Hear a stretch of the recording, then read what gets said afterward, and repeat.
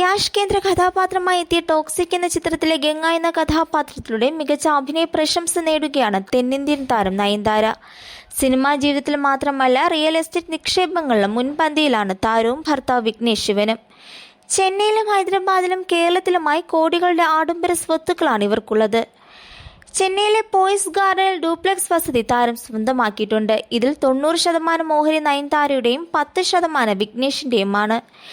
Chennai Venus കോളനിയിൽ 7000 ചതുരശ്ര അടി വിസ്തീർണതയിലുള്ള താരത്തിന്റെ കൊളോണിയൽ ശൈലിയിലുള്ള വീടും സ്റ്റുഡിയോയും ഏറെ ശ്രദ്ധേയമാണ്.